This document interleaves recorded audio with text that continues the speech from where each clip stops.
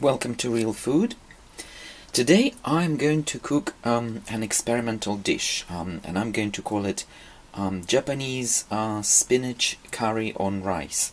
So as you can guess, there will be some spinach involved, and it will be Japanese curry, and there will be my favorite Japanese rice. But you are seeing carrots instead, and there's no spinach. Well, spinach is still in the bag, but to make my curry more adventurous and more interesting, I'm going to cut my carrots into small strips, and I'm going to gently fry them in olive oil, and I might add some garlic in there. I will add actual nuts. I will add pecan nuts. Here are my pecans. So I'll add some of these, and then I will add my Japanese curry paste, and I will add my spinach, and that will form my actual curry. So it's going to be vegetarian curry sauce for my Japanese rice. And as I always say with rice, the most important thing is how you wash it and soak it. So that largely determines on how beautiful and fragrant your rice will become later on. And washing is quite important because you want to remove some of the impurities to avoid any contamination, etc. So I've now got my 100 grams of beautiful Japanese rice, and I'm now going to wash it thoroughly, at least 10 or 15 times. And then it will soak for 30 minutes, and my cooking time as a result will only be 10 minutes on actual heat, because most of the actual cooking and water treatment comes from my washing and soaking. So that's why actual heat processing is very short. It's only 10 minutes, and I like it. The rice comes out beautiful.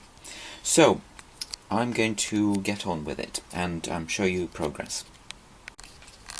So here we are. So I've cut my carrots into these small sticks, these small shapes.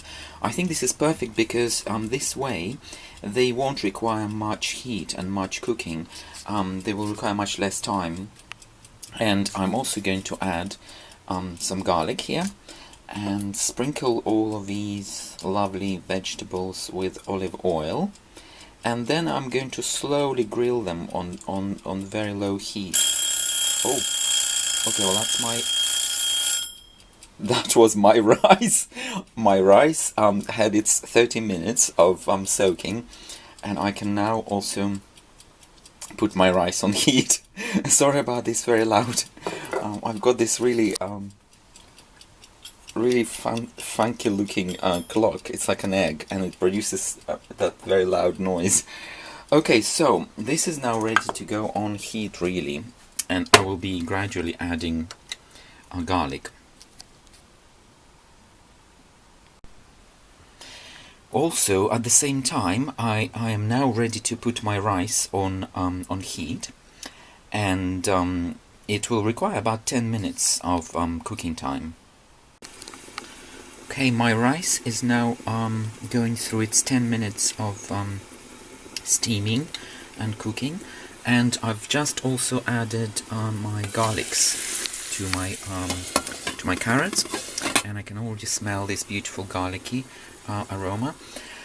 Spinach will be going last together with the curry sauce. The curry sauce block will go in the oil, and spinach will also add that beautiful green color and additional taste to my vegetable curry. In the meantime, here's what my garlics look like. I think I'm done with these. So while my rice and vegetable curry veg is cooking, I will show you what kind of curry block I'm using. This is a Japanese curry mix block. It's very useful. I've already used it in the past. It's very easy to melt. It's similar to our chicken stock, but this one is more interesting because it has additional oils and it's much larger also. So these are, this is what these blocks look like. I might be using just one of these, I think. One should be enough because I've got also olive oil, garlics and everything else in there. But this is the block. I mean, you can probably get it from your supermarket, or you can order it online. I've seen it online, even on eBay. but they are really good. I can definitely recommend them. I mean, you can prepare a variety of different things. You can have like soups where you can add them. You can have actual vegetable curries, meat curries, seafood curries. I mean, these are your typical Japanese curry blocks. So I'm just also checking what's going on. I think my rice is almost there.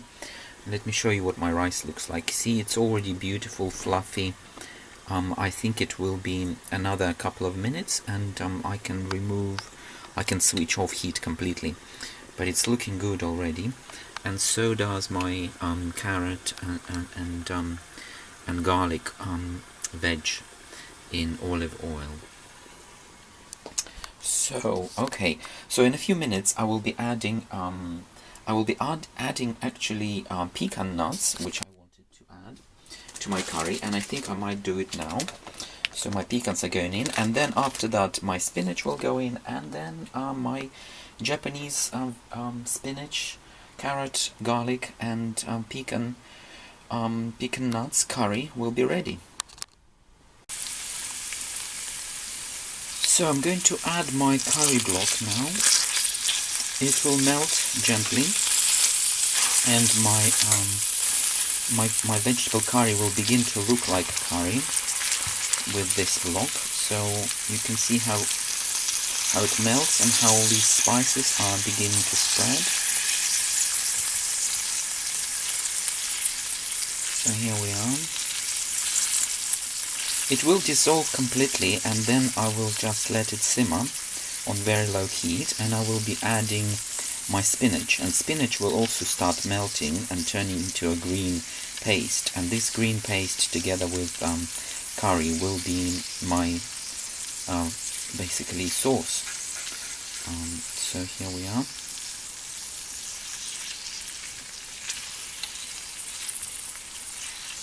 So I'm just going to add some more oil from the sides.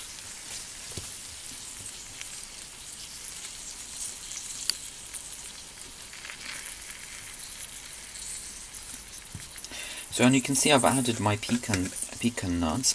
You know what, I find it really amazing how beautiful they taste and what flavor they add to vegetables and to curries like this. They remain crunchy, but they become they acquire that kind of lovely toasty nuance in their flavor, which is also very nice and very enjoyable. So you see, well, my curry block is nearly melted, and I will now be adding my spinach, and I will be also waiting for spinach to melt. And my rice is now pretty much there, so it will be just steaming in there, but the heat, I've switched the heat off now. So here we are. I've got now a batch of my spinach covering my curry.